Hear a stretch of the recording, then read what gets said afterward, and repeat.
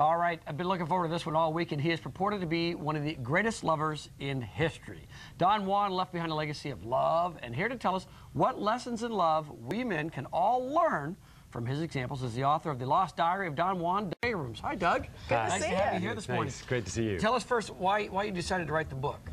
Well, actually, I went to bed one night asking myself a question that I think millions of men have asked themselves, and probably millions of women, which is how to stay happily and passionately married for the rest of my life. And the next morning, I woke up as if I had been shaken. And I went into the kitchen and sat down, and I was thinking about Don Juan, and I was thinking to myself, what if he had had a diary? What secrets could we learn for our own lives? And what ultimately would cause the world's greatest seducer to forsake all women and be true to one woman?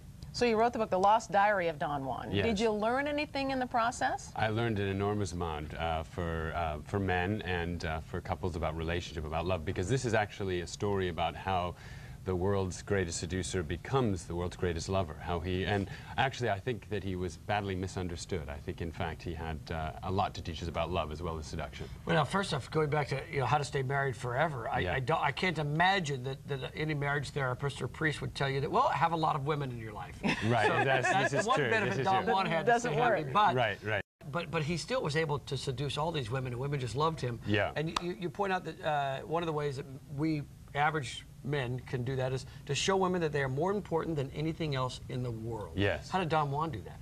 Well, I think there's nothing more seductive than being listened to, than being adored, than being loved. And there's so many things in our lives that pull us away from our partners, whether it's work or chores or children. And I think just being able to really remind our spouses that they are the most important thing for us. I mean, one thing that saved my marriage, I'm happily married for 15 years, has been a weekly date night. Oh, and good. Yes, just getting away from the kids and away from the rest of life to be able to adore your partner, fawn over them, kiss them, is essential for keeping a marriage. Your wife must have loved your assignment working on this book. Well, at first she was a little jealous because, you know, when your husband starts writing about Don Juan, you might get a little worried. Yeah. But when she discovered that it was really for my desire to stay happily married to her and to understand how to marry lust and love, passion and compassion together for a lifetime, she's a big fan of the book. Well, and one of the tips you learned is never stop seducing your partner. Yes, exactly. Well, I think whether you've been married for years or living together for years, we seem to think that, well, you know, seduction is something we do just when we meet. Right. But seduction is something that needs to be done every time we're with our partner. You know, passion is something we have to cultivate on a daily basis. So we have to really go and, you know, the heat doesn't really start in the bedroom. Intimacy doesn't start in the bedroom. So what do you do for your wife to seduce her? Well, you can call her during the day and flirt with her. You can remind her, you know, that you can kiss her on the neck in the kitchen. You can remind her that that you're passionately attracted to her and not just that was, you know, kind of just when you met.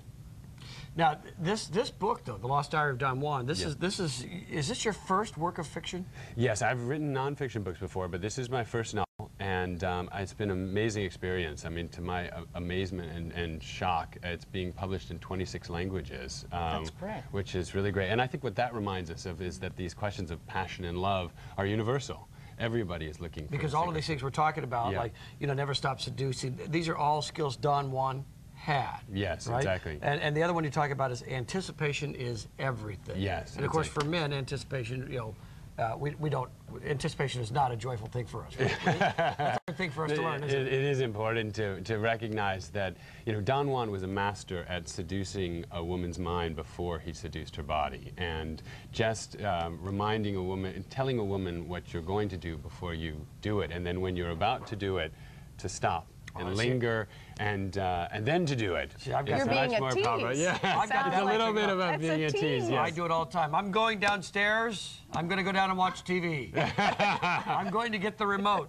You're not meaning that kind of style. I'm not exactly talking about that. Okay, all right. Yes, that you do as quickly as you can. That's right. You also say to listen to a woman's unspoken needs. Yes, yes. Don Juan was a master at understanding what a woman needed actually without her saying it. And it's, I think, listening to a woman, not just the words that she says, but what's the intention. When she says, you work too much, for example, what is that unspoken need? Is it that she's feeling lonely or unloved? And not hearing the criticism, but hearing the request. So I think just understanding what it is that that a woman really wants and trying to, is there something you can do to help her? I knew a man who had been happily married for 50 years who said he tried to do one nice thing for his wife every day, and he was meeting her unspoken needs. Yeah, absolutely. You talk a little bit too about how women love confidence in a man and that sort of thing, and men who can do things, and whether it be Don Juan with a sword or a man with a hammer. Right, exactly. Exactly. Yeah. Well, I grew up in New York City without a practical bone in my body. Right. When I do pick up a hammer now, I can hear my wife's heart go pitter patter. There's something about the tool belt that does it. There's something. Well, when Don Juan is learning to become the world's greatest seducer in the beginning of the book, he is told that all women look for one thing in a man, which is ultimately is confidence, not pride or arrogance, but just confidence. And I think he tells his coachman at one point in the novel, he says, fear is a thief. It'll steal your life. And ultimately, the only way to develop that confidence is to face the fears that we have. Your wife must be a very happy woman. I'm a very happy man. So we're... See? Clever.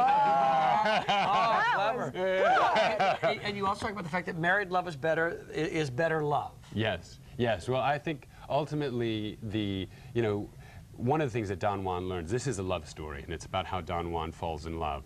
And when he begins, he thinks that, like all of us, that somehow the new is more exciting than the known. But ultimately, what he comes to realize is that there's more pleasure in the kiss of the woman he loves than in 1,000 nights with a stranger. And ultimately, I think it is this marriage of passion and compassion that really makes the pleasure as well as the love last. There you go. It's a very interesting book. It's fun to read, and we guys can learn a little something. I hope the men can learn something. I hope the women will enjoy it. It was an enchantment to write. I hope people have as much fun reading it as I had writing it. And you have a book signing tonight, I understand, right? Yes. At Powell's on 10th and Burnside, and we'll put that information on our website, k2.com. Right. Doug, thank you so much. Nice to have you here. Thanks so much. Pleasure.